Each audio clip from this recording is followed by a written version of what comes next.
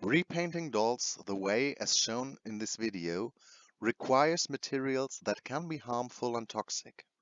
These materials should only be used by adults and don't belong in the hands of children.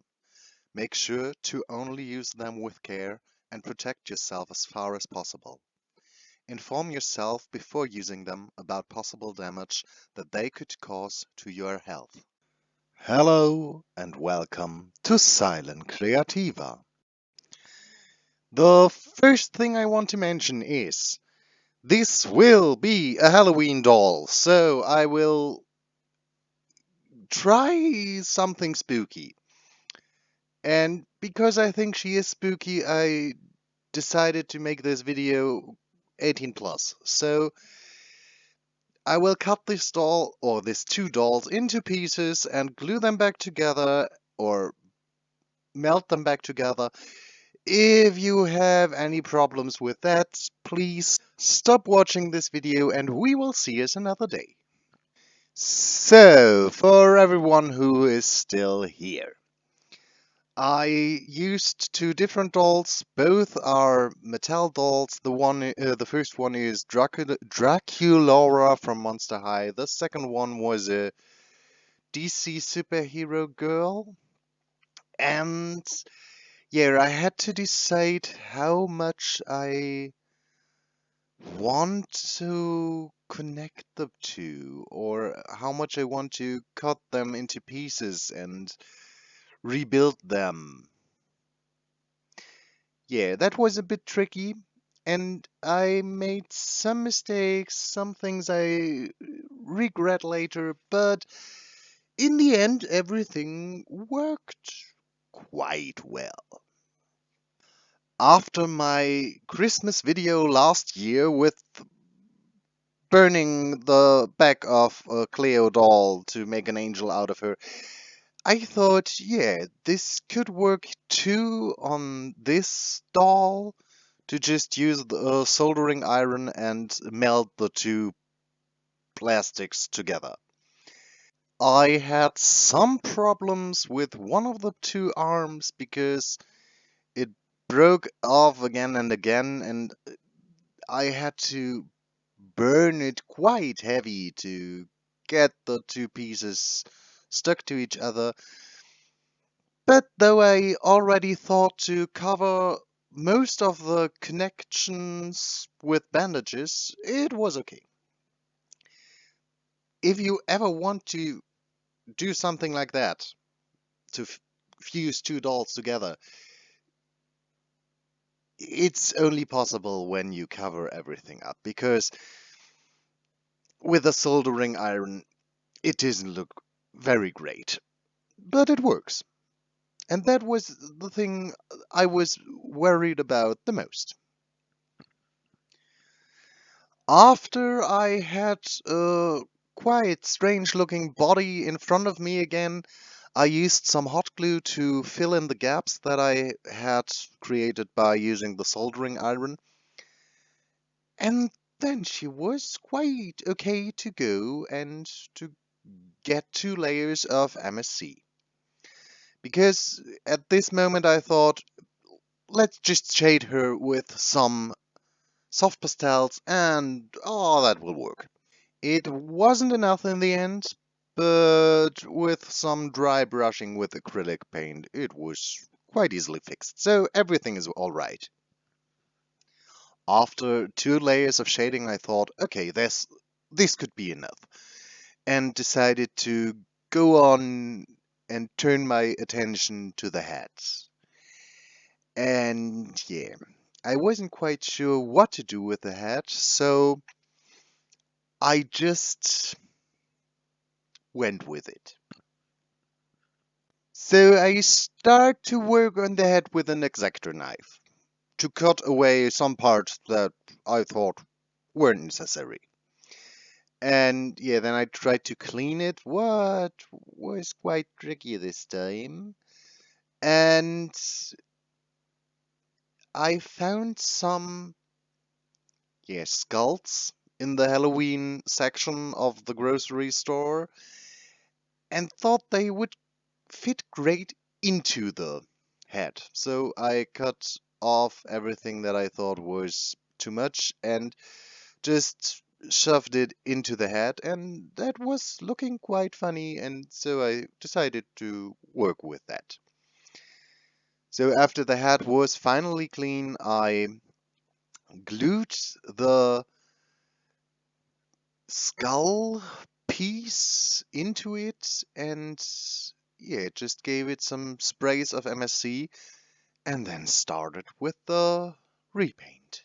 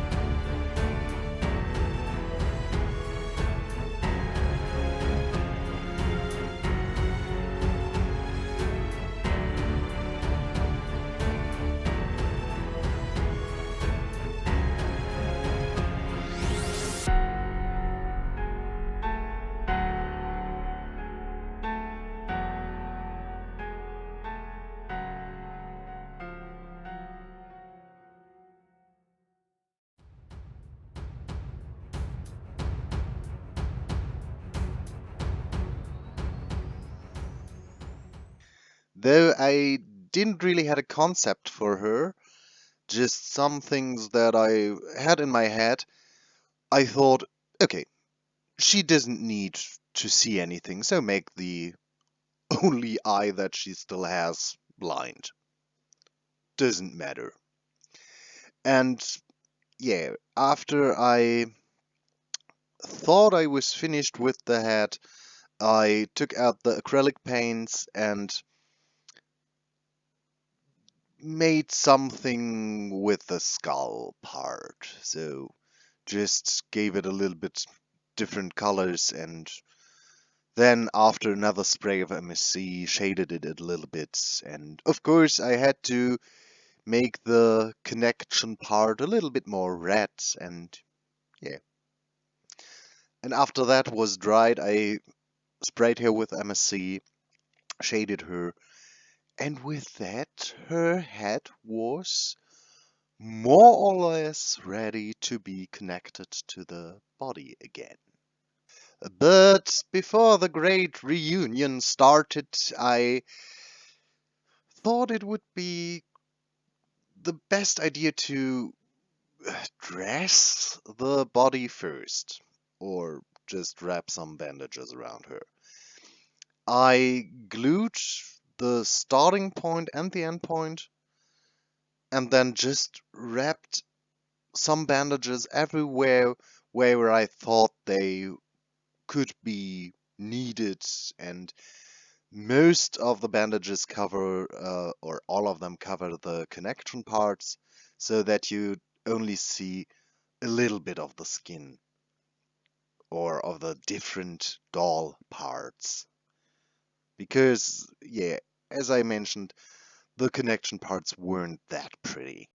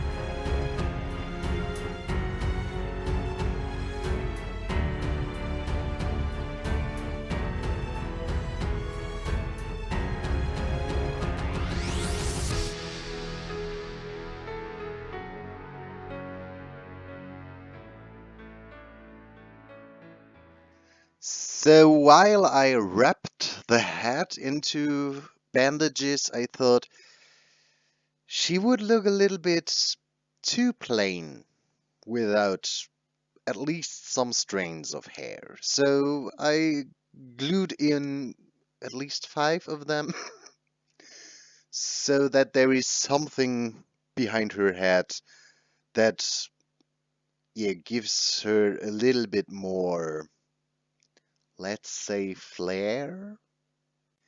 After she was completely wrapped, I wasn't quite happy with the bandages because they were too white. So the first stop was to take some of the blood color and, yeah, mark the places where the connections between the two dolls had been, and then I mixed some acrylic paint with glue and water and, yeah, nearly bathed her completely in it. Because I thought when I will water it down as much as possible, it will sink into the fabric of the bandages, and when it's dry, it will be quite light because it's watered down.